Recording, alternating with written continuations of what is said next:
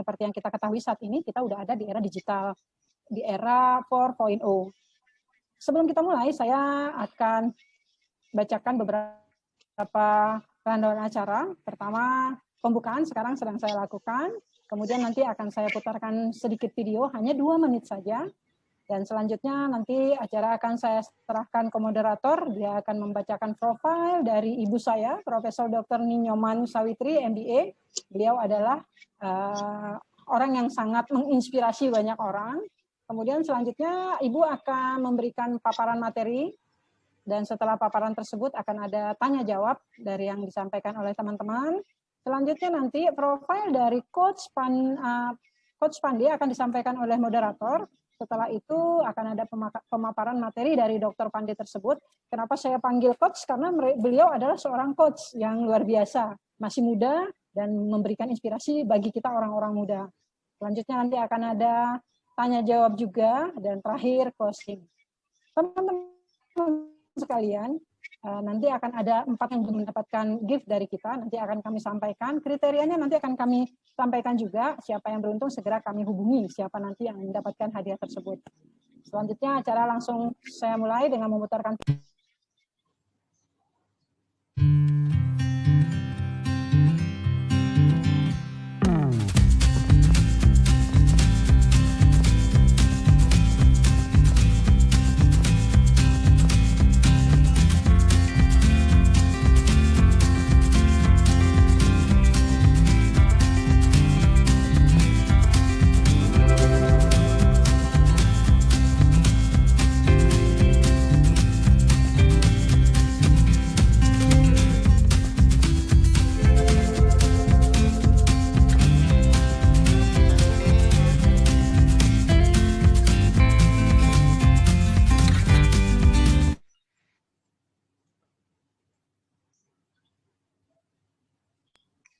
video tersebut membuka wawasan kita semasa pandemi ini dari tahun 2020 dan 2021 sekarang kita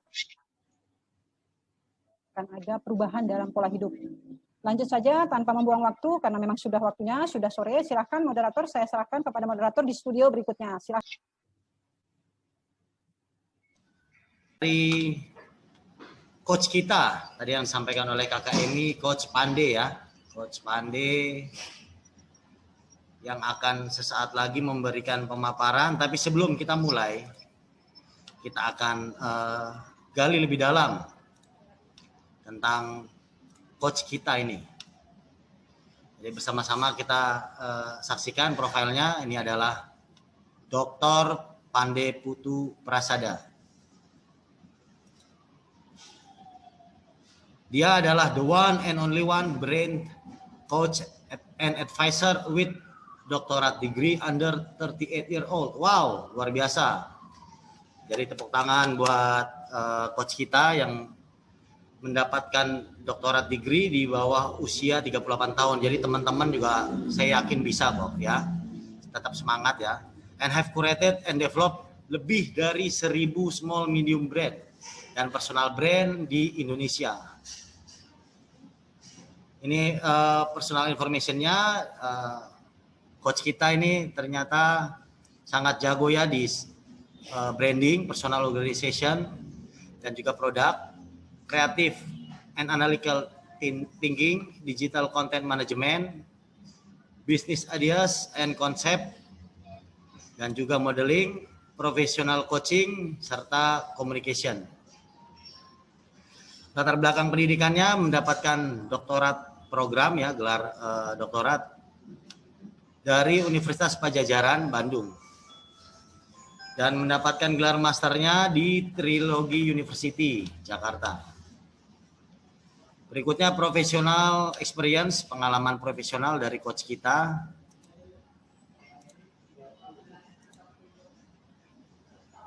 Menjadi personal brand coach sampai saat ini, brand coach dan juga advisor sampai dengan saat ini, founder Project EU HR Development Consultant, founder dari White Gossip, ini sebuah brand consultant, founder Mumbul Bali Food and Cater Service, coach, mentor, trainer, di RSK. RSK itu adalah rumah siap kerja sampai dengan saat ini. Coach, mentor, dan trainer di OKOC Indonesia sampai dengan saat ini. Kompetensi asesor, ya ini untuk BNSP, Badan Nasional Sertifikasi Profesi, dari LSP, Lembaga Sertifikasi Profesi UMKM dan Wirausaha Indonesia sampai dengan saat ini. Beliau juga masih aktif berprofesi sebagai dosen di STP Trisakti, ya sampai dengan saat ini, asisten dosen dari ibu profesor kita yang baru saja selesai presentasi, Profesor Dr. Ninyoman Sawitri MBA, sampai dengan saat ini brand advisor di Rumah Siap Kerja, coach wirausaha OKOC, concept development consultant for Smart Media Dimension 2011 sampai dengan 2012, business development consultant ini untuk HL advertising, project consultant di PT Smart Langjana. Pengalaman organisasinya, coach kita ini merupakan Presiden elect of APCLI, Asosiasi Profesional Coach Club Indonesia, periode 2021 sampai dengan 2023. Jadi masih aktif sampai sekarang ya. Head of Communication Division of APCLI, Vice Deputy of Research and Development Division of Life in Peace Foundation. Life in Peace Foundation di Jakarta 2011 sampai dengan 2013. First Assistant Deputy of Domestic and International Relations for WPC, World Peace Committee. Head Operation and General Affairs Division of APPI, Asosiasi Pengembangan Pendidikan dan Profesi Indonesia, periode 2006 sampai dengan 2008. Beliau juga mempunyai sertifikat Fundamental of Digital Marketing dari Google, sertifikat Professional Coach Program International Coaching Foundation based by Loop and Institute of Coaching, asesor kompetensi wirausaha by BNSP, instructor of trainer methodology training by BNSP, public speaking by TYPSS, Tantowi Yahya Public Speaking School. Ini profil dari coach kita, Coach Pande. Jadi mari kita sama-sama menyaksikan pemaparan dari beliau.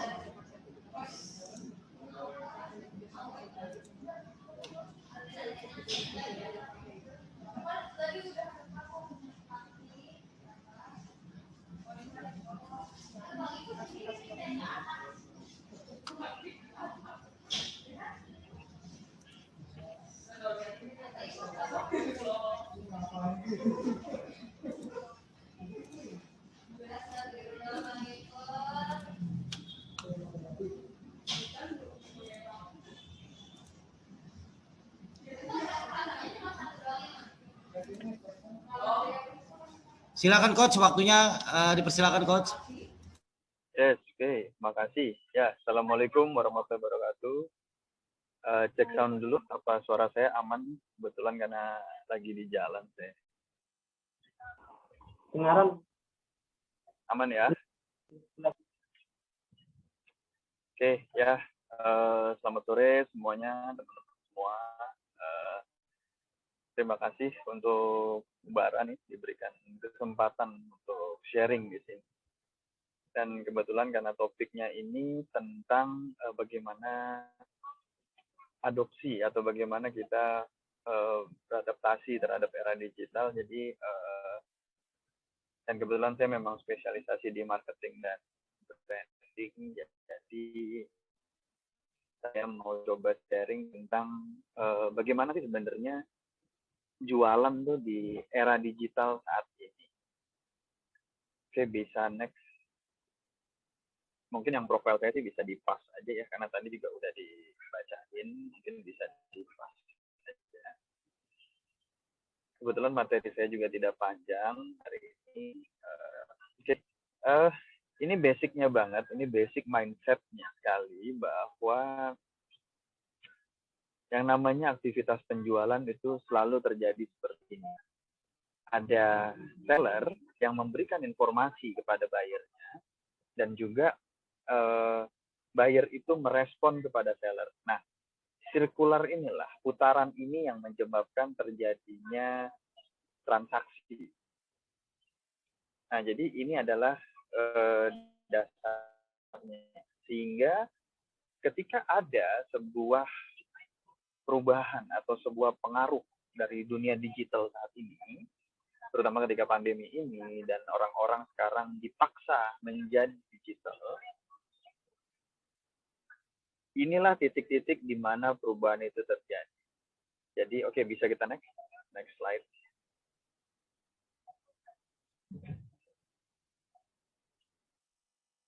Oke, nextin aja. Nah, di seller, jadi sekarang untuk penjual lah, artinya untuk penjual ini, apa yang berubah? Yang berubah itu ada di dua hal.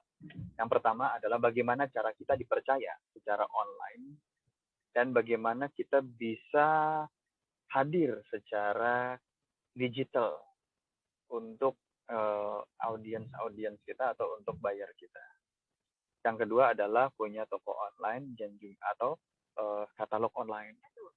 Nah, ini hal yang paling jelas dan paling banyak berubah. Kenapa? Karena biasanya kalau kita, yang pernah teman-teman mungkin bekerja jadi sales, atau mungkin nanti kebayang jadi sales, disuruh jaga stand, atau disuruh jualan di pameran, atau disuruh canvassing.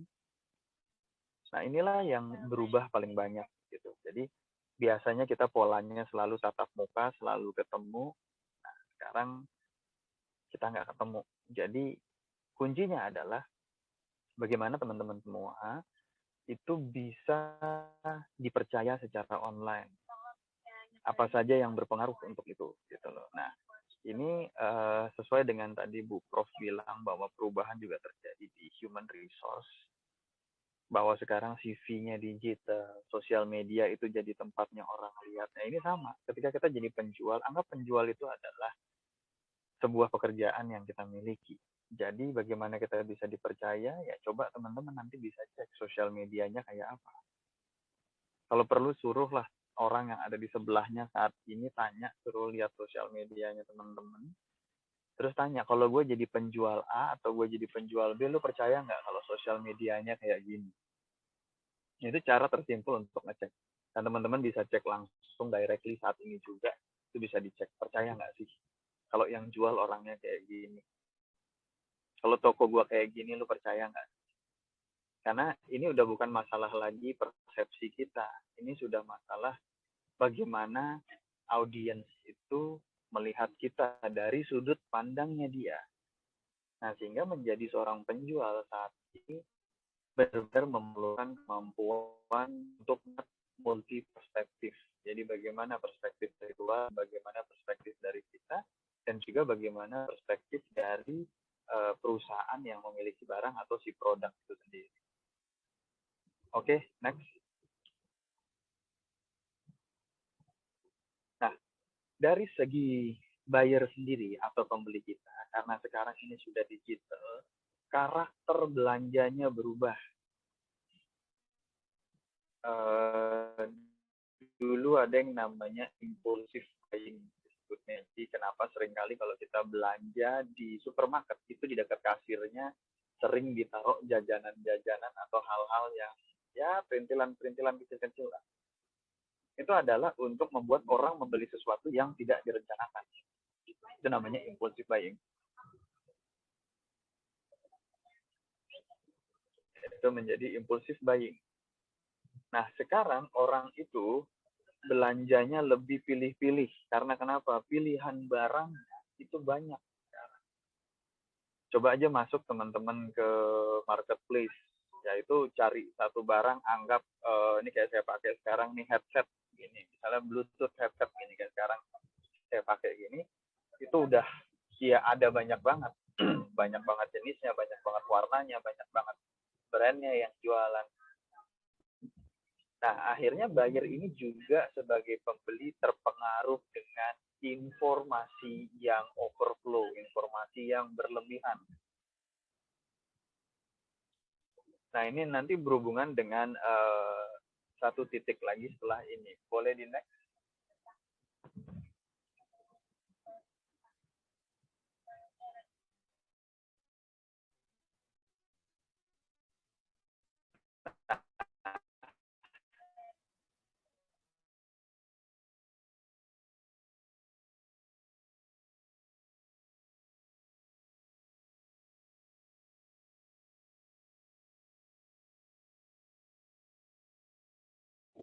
bukan lagi hanya sekedar melakukan barang gitu, promosi barang. Nah, ada batasan baru dan ada yang berubah. Contohnya yang sekarang nggak berbatas waktu, tidak berbatas jarak. Jadi orang dimanapun, kapanpun harus bisa merich kita, harus bisa menyentuh kita. Artinya mereka harus bisa menghubungi kita. Dan ketika tadi juga Bu Sawitri bilang udah ada perubahan tentang engagement, bukan lagi senyum salam sapa, karena di dalam tulisan WA ya susah juga untuk senyum salam sapa itu benar-benar terasa sampai ke hatinya pembeli.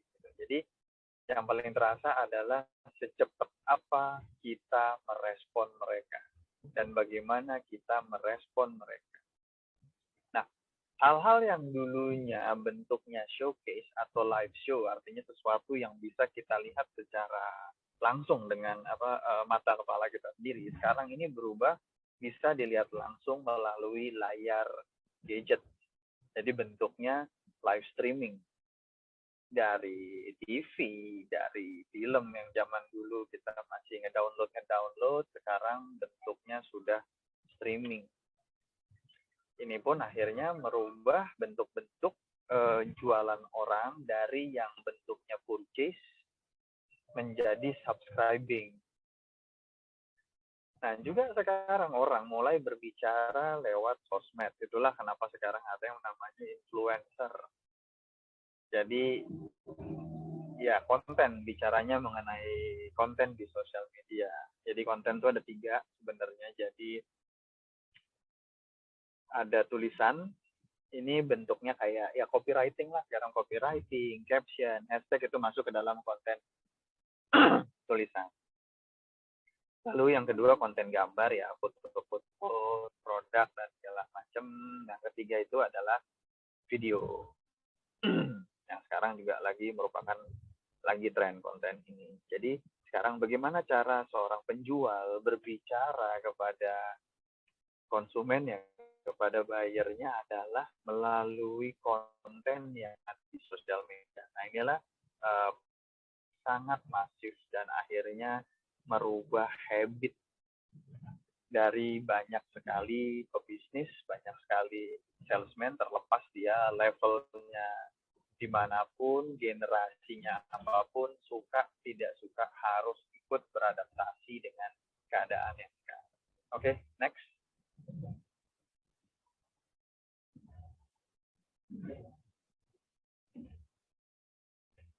Oke, jadi sekarang saya akan ngomong masalah funnel. Ini masalah gimana jualan sih di era digital gitu. Karena saya nggak usah banyak-banyak teori lah, kita ngomong yang langsung teman-teman bisa praktekkan aja. Next.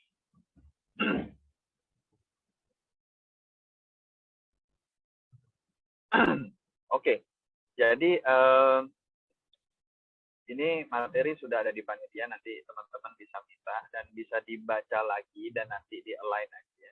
Tapi di sini saya akan cuma jelasin aja brief gitu loh, karena kalau mau jelasin ini full mungkin agak sulit juga gitu. Jadi yang pertama itu di hijau itu kita ngomong masalah membangun awareness.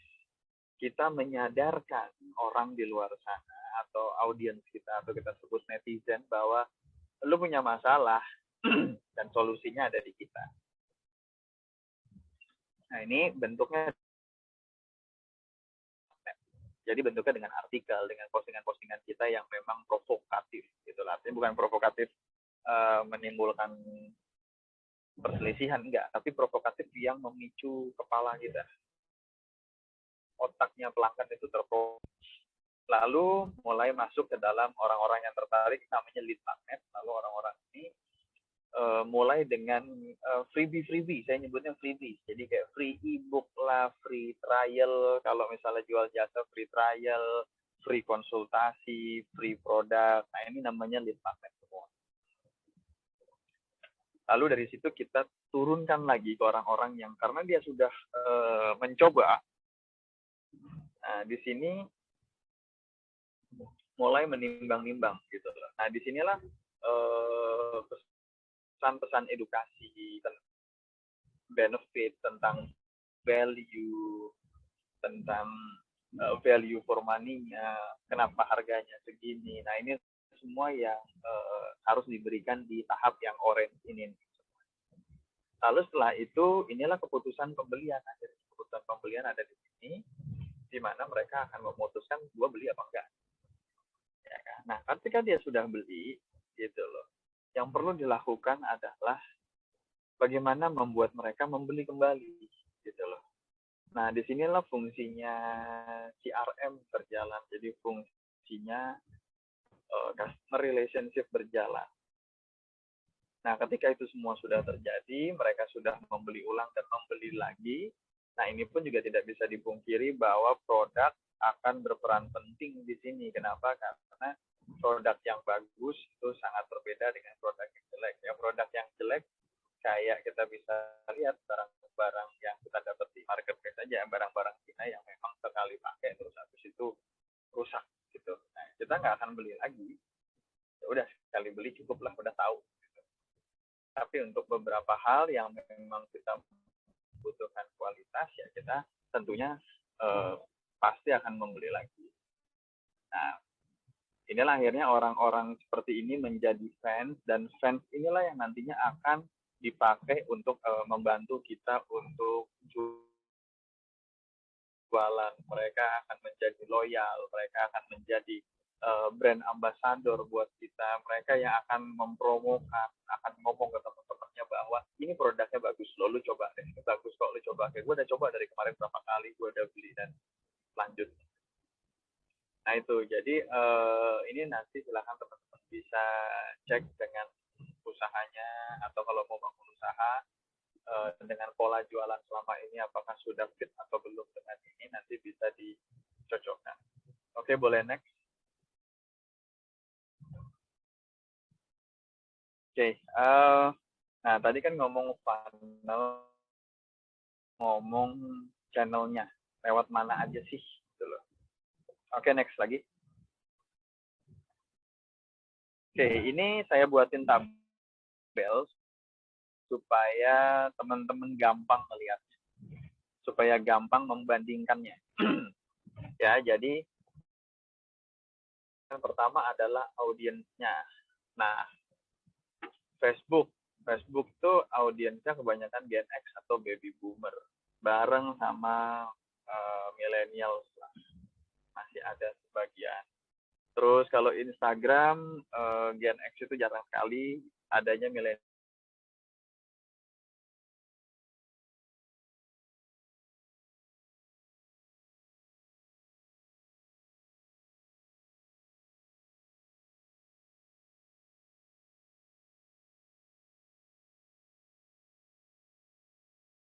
Dan sebagian besarnya Gen Z, commerce web ya, web store. Nah, web masuk di funnel, bukan funnel awal, tapi funnel tengah. Memang benar-benar untuk memberikan edukasi dari sisi, kalau tadi itu yang orange itu, jadi sana.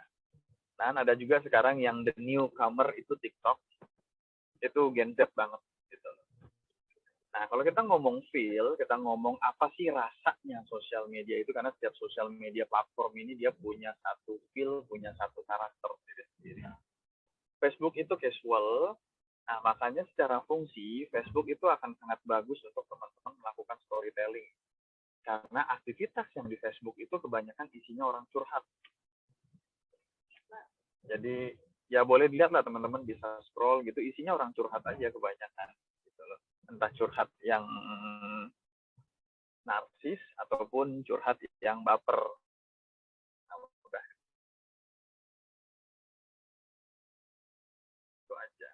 Apa sih konten belajar, karena dia memang bagus untuk storytelling. Jadi karakternya Facebook adalah seperti ini. Bisa nggak jualan di Facebook? Ya jelas bisa.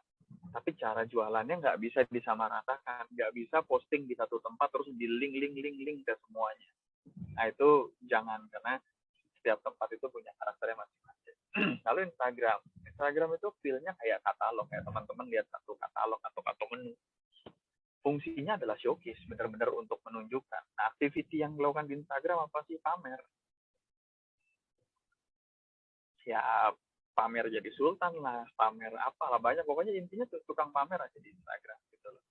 Memamerkan sesuatu yang bisa dipamerkan. Emang itu fungsinya, dan activity-nya emang itu. Jadi Jadi Instagram secara konten ya dominannya gambar dan video. Lalu kita masuk marketplace. Ini tempatnya Red Ocean. Rasanya seperti apa? Seperti pasar atau grosiran aja gitu loh. Dan fungsinya bener-bener hard selling di sini, nggak ada fungsi yang lain gitu loh. Jadi kalau misalnya teman-teman pengen bikin satu copywriting atau storytelling itu jangan di marketplace lah, bikinlah di Facebook. Oke, nggak apa-apa. Bener-bener ya bentuknya activity-nya bener-bener pitching, clickbait. Beli 1 gratis 10 gitu. Nah, itu bener-bener sesuatu jenis kata-kata tulisan yang harus ditaruh di marketplace. Nah, kontennya dominan itu lebih banyak ke tulisan dan gambar ya, karena gambarnya apa ya tulisan penjelasan, jadi dominannya di situ. Lalu kalau web ini bentuknya lebih personalized, juga fungsinya lebih memberikan satu keyakinan tambahan, menunjukkan satu level profesionalitas tertentu, dan activity-nya dari sebuah web itu adalah bentuknya explanation, bentuknya adalah penjelasan. Jadi sangat sayang kalau teman-teman punya web, tapi webnya tidak bisa menjelaskan produknya atau apapun yang dijual secara detail. Dominannya sama, yaitu masih tulisan dan gambar. Lalu yang terakhir TikTok, ini kesannya itu fun karena isinya kan joget-joget, sesuatu yang viral, sesuatu yang kekinian. Gitu. Fungsinya adalah bangun awareness, gitu karena memang TikTok itu warga negara TikTok itu banyak sekali. Terus activity-nya bentuknya teaser-teaser, hanya potongan-potongan, penggalan-penggalan informasi, dan bentuknya mereka lebih ke video dan bentuk tulisan.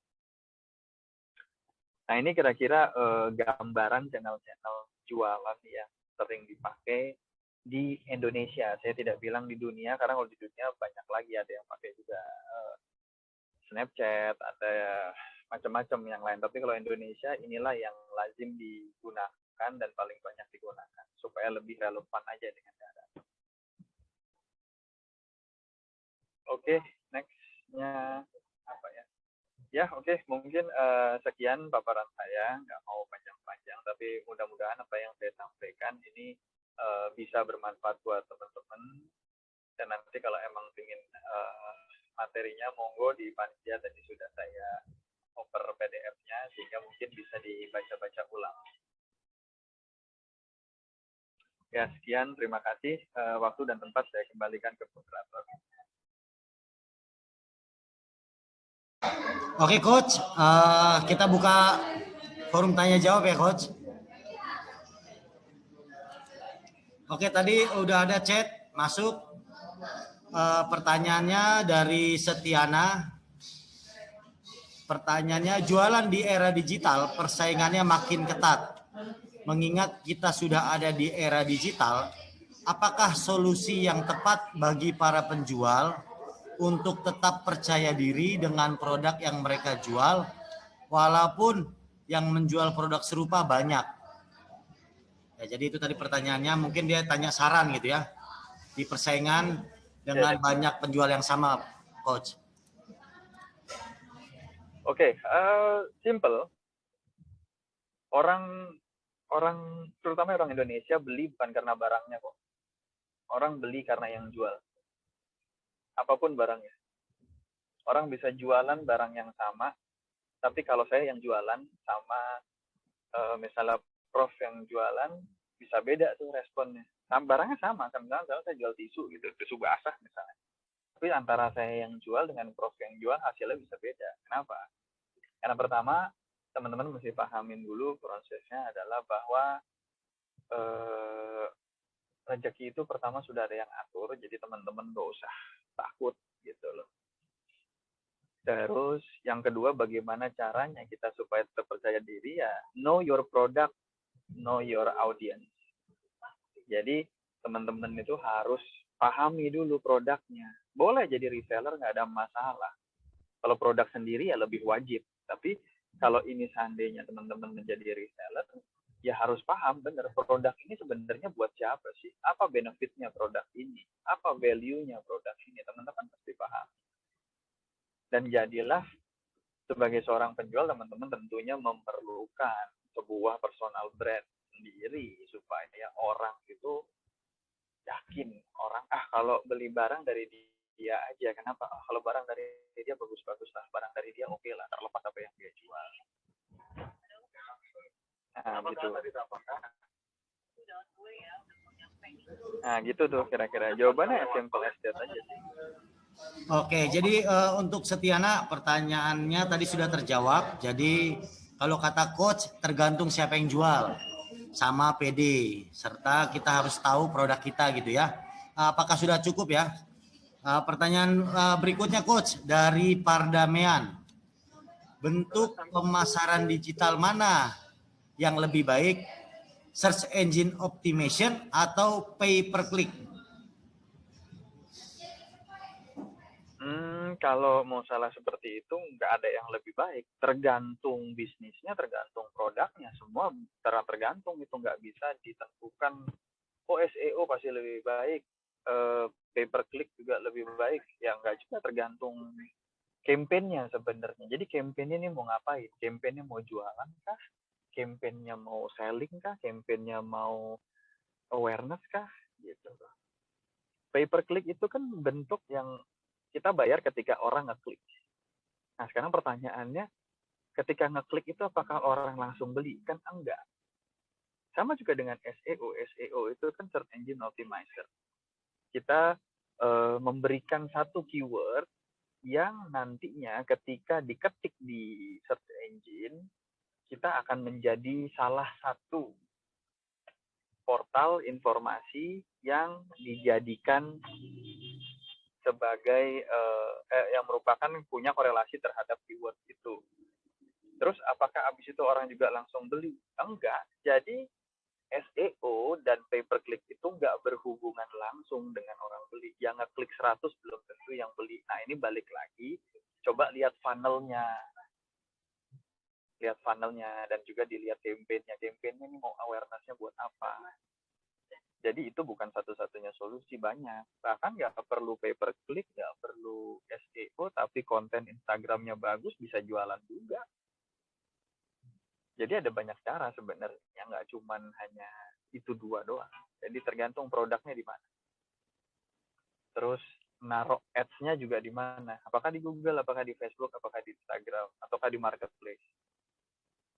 Nah, ini beda-beda lagi gitu. Jadi variabelnya sangat banyak. Jadi dua itu tidak bisa disandingkan langsung, tergantung variabelnya. Nah, gitu kira-kira.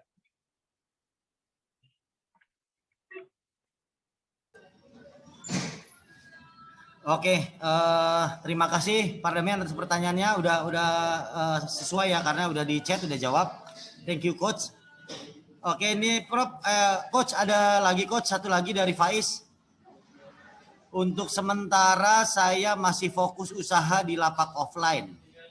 Pernah jualan online tapi kurang maksimal hasilnya. Langkah membangun bisnis digital agar hasilnya baik, apa saja langkah-langkahnya coach? Terima kasih coach. Oke, kalau ditanya bisnis digital itu tidak semua hal kok bagus dengan digital gitu. Jadi digital itu kan cuma ngomong cara jualannya, gitu loh. Kalau bisnis digital, apakah produknya digital kan belum tentu gitu. Jadi pemahaman akan bisnis digital ini perlu diperdalam lagi, perlu diperjelas lagi. Jadi hampir 50% bisnis di dunia ini juga masih dilakukan secara offline. Hanya jualannya, cara jualannya atau komunikasi dengan pelanggannya yang berbentuk online. Gitu loh. Jadi kalau mau bangun bisnis online ya saya kurang jelas juga nih bisnisnya apa gitu loh. Kalau mau bangun bisnis, mungkin kalau mau bangun cara jualan online ya disesuaikan lagi. Tadi coba dilihat funnelingnya mau seperti apa. Terus dilihat juga tadi channel-channel sosial medianya. Nah, apa yang cocok untuk produknya teman-teman sendiri tadi. Karena kan beda produk itu akan beda channel gitu loh. Ada produk yang bagus jualannya di Facebook. Juga dilihat siapa, dilihat juga target marketnya siapa gitu loh. Jadi kalau target marketnya misalnya generasi baby boomer, janganlah jualan di TikTok. Ya nggak ada yang beli. Karena baby boomer itu nongkrongnya di Facebook. Nah, misalnya kayak gitu. Nongkrongnya di Facebook, jadi kayak gitu.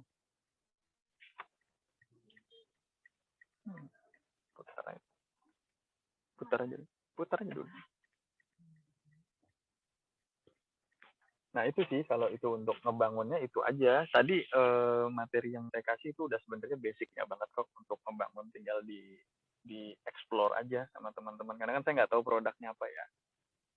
Dan juga tadi saya udah share juga, nanti mungkin panitia bisa share juga nomor saya. Nanti kalau teman-teman ada yang mau diskusi lebih lanjut, monggo silakan di japri aja saya.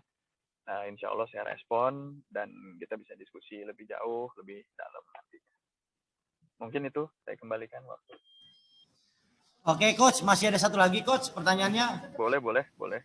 Jadi ini pertanyaan terakhir kali ya, Coach, atau saya bacakan dulu. Dari Nurul Ramadhani, bagaimana agar jualan kita lebih kreatif? Boleh minta tipsnya, Coach? Jualan lebih kreatif. Produknya apa ya? Saya kalau nggak tahu produknya bingung jawabnya, karena saya lagi tidak ada satu untuk semua gitu, nggak ada rumusnya satu untuk semua.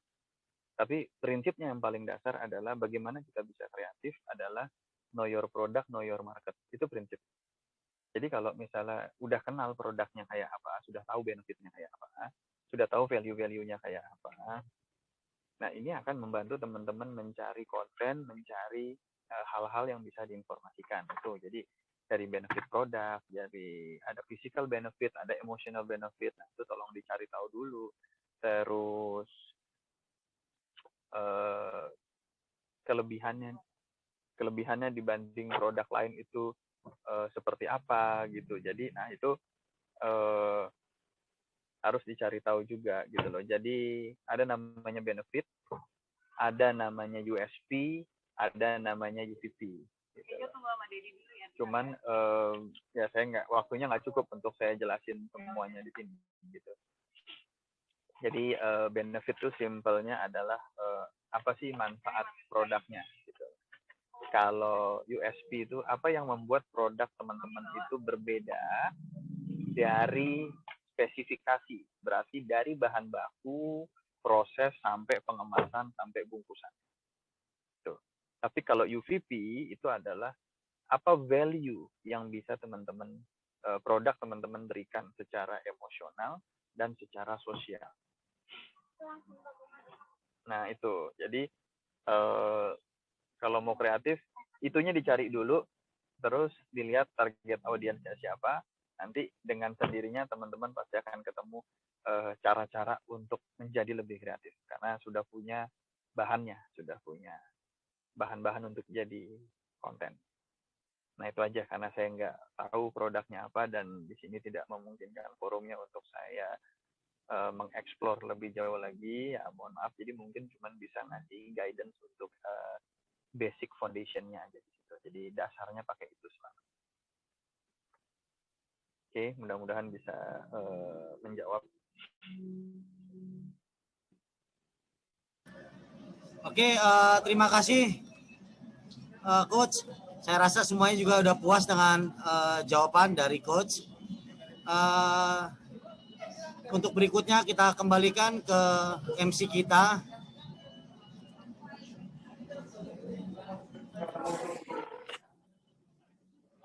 Oke, terima kasih moderator Bang Ronald. Terima kasih Coach Fande. Akhirnya saya ketemu sama Coach nih, luar biasa ya. Jiwa muda, orangnya masih muda, menginspirasi anak muda. Dan kita juga yang anak-anak tua juga terinspirasi nih Coach. Terima kasih buat teman-teman. Silahkan kita akan, untuk kesuksesan dalam berbisnis itu biasanya harus ada kerjasama rekan kita. Karena kesuksesan kita itu rekomendasi dari teman, jualan kita akan jauh lebih baik. Ini ada sedikit video tentang teamwork.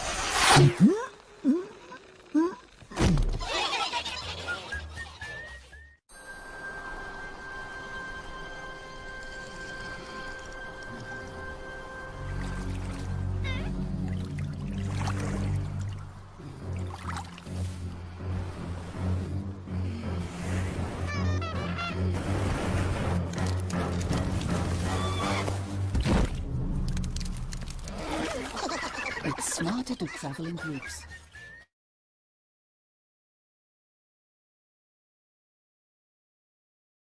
Oke, demikian tadi closing video dari kita. Percayalah teman-teman, kesuksesan kita itu akibat silaturahmi ataupun koneksi.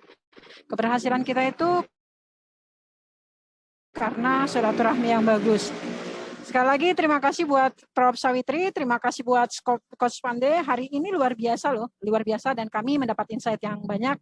Dan sekali lagi terima kasih buat teman-teman yang hadir yang sampai mengikuti dari awal kegiatan sampai terakhir.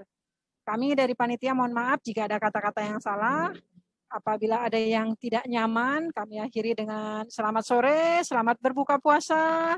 Wabillahi taufiq wal hidayah. Wassalamualaikum warahmatullahi wabarakatuh.